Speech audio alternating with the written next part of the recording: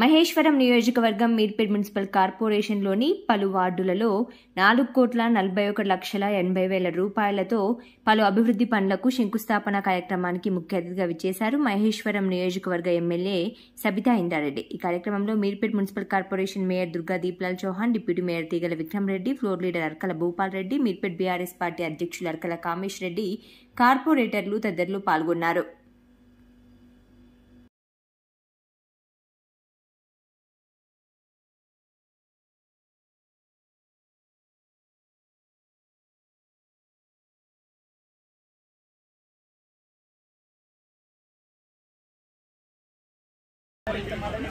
వాళ్ళ period complete అయిపోతున్న తరుణంలో వీటన్నిటిలో చేయడం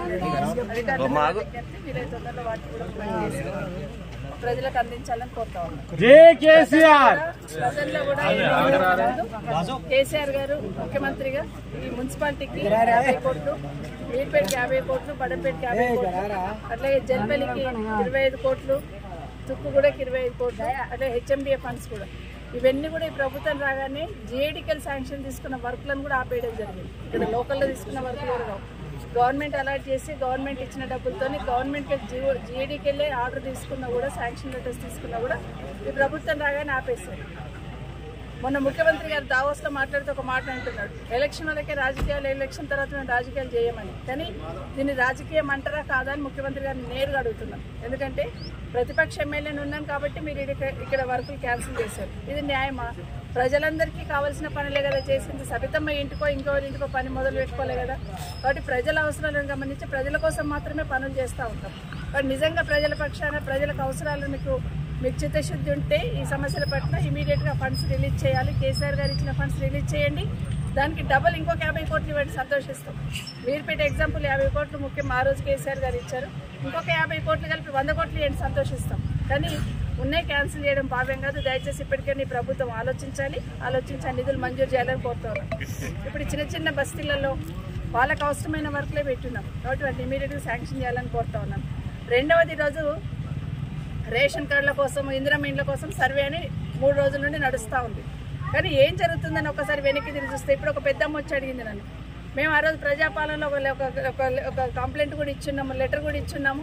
దాంట్లో మేము అన్ని అప్లికేషన్లు పెట్టుకున్నాము, ఇల్లు పెట్టుకున్నాము, రేషన్ కార్డు లేదని పెట్టుకున్నాము, పెన్షన్ లేదని పెట్టుకున్నాము, మహాలక్ష్మి కోసం 2,500 కోసం కూడా పెట్టుకున్నాము.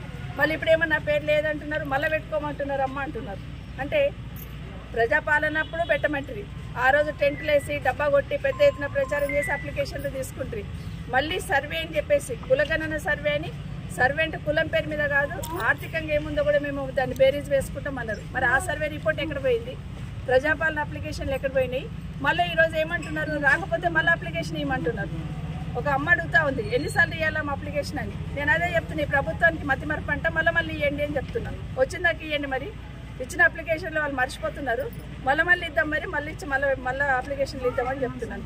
ఊరికే లోకల్ బాడీస్ ఎలక్షన్స్ వస్తున్నాయి కాబట్టి ఒక స్టంట్ లాగా ఇది పెట్టినారు తప్పిస్తే నిజంగా మీ ప్రజలకు ఇవ్వాలనే చిత్తశుద్ధి మీలో లేదనిపిస్తుంది. నిజంగా ఇవ్వాలని ఉంటే ప్రజాపాలన ఇచ్చిన దరఖాస్తులలో లిస్ట్ ఎక్కడ పోయింది? మొన్న సర్వే చేసిన లిస్ట్ ఎక్కడ పోయింది? ఎందుకు అవి ఇవ్వకుండా మళ్ళీ అప్లికేషన్లు అంటున్నారు? అంటే 100 మందికి అవసరం వస్తే 10 మందికి ఇచ్చి 90 మందితో నోట్లు వేయించుకోవాలి సర్పంచ్ల ఎలక్షన్లలో, ఎంపీటీసీ, జెడ్పీటీసీ ఎలక్షన్లలో అని మీరు అనుకుంటున్నారు. ఖచ్చితంగా ప్రజలకు బాగా అవగాహన ఉంది, బాగా అవేర్నెస్ ఉంది. ఖచ్చితంగా నిలదీస్తారు. ఎందుకంటే రుణమాఫీ అన్నారు, ప్రతి ఊరికి పోతే సగం కాలే. రైతు బంధు అన్నారు, ఇప్పటికి 2 సార్లు ఎగరగొట్టేసారు. రైతు భరోసా ఇస్తామని చెప్తున్నారు, అది కూడా 15,000 ఇస్తామన్నారు, 12,000కి వచ్చున్నారు. ఇవన్నీ ప్రజలు గమనిస్తూ ఉన్నారు. ఇప్పుడు మీరు ఇవన్నీ వేస్తున్నామంటే కూడా రేపు సర్పంచ్, ఎంపీటీసీ ఎలక్షన్ల రాజకీయ లబ్ధి పొందాలనే ఆలోచన తప్పిస్తే నిజంగా మీకు ప్రజలకి ఇవ్వాలనే ఆలోచన లేదనేది వాస్తవం.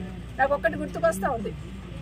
నేను కొత్తగా ఎమ్మెల్యే అయిన టైంలో జన్మభూమి కార్యక్రమాలు ఉండేది. అప్పుడు చంద్రబాబు నాయుడు గారు ముఖ్యమంత్రిగా ఉన్నప్పుడు ఆ మీటింగ్ దగ్గరికి వెళ్ళగానే, టెంట్ దగ్గరికి వెళ్ళగానే ముందు పోలీసు వాళ్ళు ఉంటుండ్రి, పోలీసు వాళ్ళ తర్వాత అధికారులు ఉంటుండ్రి, తర్వాత అది ఎవరేం మాట్లాడినా పోలీసు అడ్డుకుంటుండ్రి. ఇప్పుడు మళ్ళీ వాటినే తలపిస్తున్నాయి.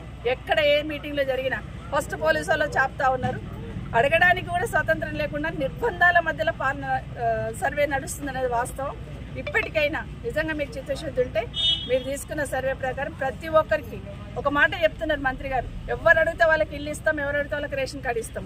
ఇంకొక ఎమ్మెల్యే మాట్లాడతారు, రూలింగ్ పార్టీ ఎమ్మెల్యే, మా మంత్రి చెప్పింది మాకు ఎమ్మెల్యే ఏది టిక్ పెడితేనే అది వస్తుంది అంట, మేము పెడితేనే వస్తుంది లేకపోతే రాదని బెదిరిస్తున్నారు. ఇవన్నీ కింద చూస్తూ ఉన్నాం.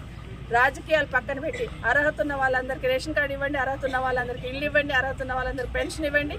మీరన్న మహాలక్ష్మి 2500 కూడా మా అక్క చెల్లెలకి ఇవ్వమని ప్రభుత్వాన్ని డిమాండ్ చేస్తాం.